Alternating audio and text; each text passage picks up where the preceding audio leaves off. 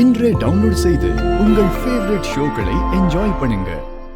வாழ்க்கையில சில விஷயங்கள் நமக்கு லேட்டா தான் புரியுது. வாழ்க்கையில நமக்கு ரொம்ப வேண்டியவங்க, நம்ம கூட இருக்கிறவங்க கூட நமக்கு நிறைய பிரச்சனைகள் இருக்கலாம், பேசாம கூட இருக்கலாம், என்னடா இப்படி பண்ணிட்டாங்களேன்னு வருத்தம் கூட இருக்கலாம். ஆனா அவங்க நம்மள முழுசா விட்டுட்டு போயிடுவாங்களோங்கிற பயம் வர்றப்போ எல்லா ஈகோவையும் விட்டுட்டு அவங்களுக்காக வாழணும். அப்படி ஒரு விஷயத்துலதான் எனக்கு இப்போ ஒரு தெளிவு கிடைச்சிருக்கு. நீங்க ஏதோ ஒரு விஷயத்த சொல்ல ட்ரை பண்றீங்கன்னு புரியுது. ஆனா அது என்னன்னு தான் எனக்கு தெரியல. புரியுற மாதிரி சொல்றேன் சார். வாழ்க்கையில இப்ப நான் ஒரு முக்கியமான முடிவு எடுத்திருக்கேன். எடுக்க வேண்டிய கட்டாயத்துல இருக்கேன். அந்த முடிவு ஒரு நல்ல தொடக்கத்துக்கு ஆரம்பமா இருக்கணும்னு கடவுள் கிட்ட வேண்டிக்கிறதுக்காக தான் கோயிலுக்கு போயிருந்தேன். என் வாழ்க்கையில எத்தனையோ பிரச்சனைகளுக்கு முடிவே தெரியாம தவிச்சிட்டு இருந்தேன். ஆனா இப்போ அது எல்லாத்துக்கும் ஒரு முடிவு கட்டணும்னு நான் முடிவு பண்ணிருக்கேன்.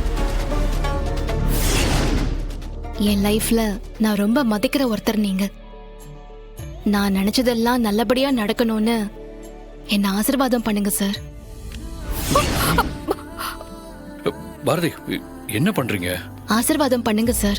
ஓகே ஓகே, நீங்க நினைச்ச மாதிரியே எல்லாம் நடக்கும். அதுக்கு என்னோட பரிபூர்ண ஆசீர்வாதம் இருக்கு. நீங்க முதல்ல எந்திரிங்களா, எந்திரிங்க. எனக்கு ஒரு மாதிரியா இருக்கு, எந்திரிங்க.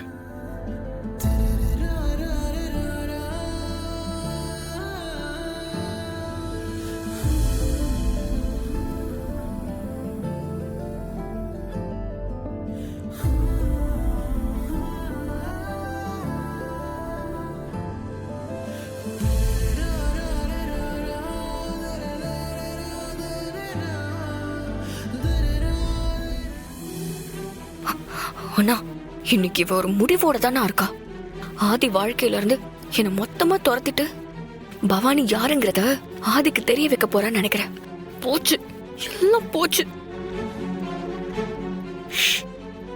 இப்போதைக்கு எதுவும் பேசாத. எனக்கு உங்க ஆசீர்வாதம் மட்டும் போதும் சார்.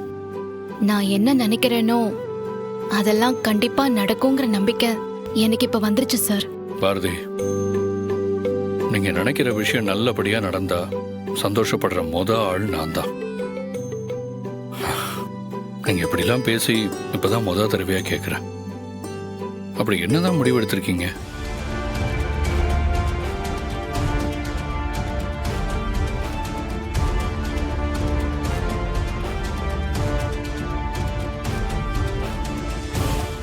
பாரதி, ரிலாக்ஸ், பரவாயில்ல.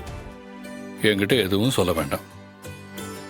நீங்க நினைச்ச காரியம் நல்லபடியா முடிஞ்சதுக்கு அப்புறம் சந்தோஷமா வந்து என்கிட்ட சொல்லுங்க. அப்ப நான் கேட்கிறேன். ஓகேவா?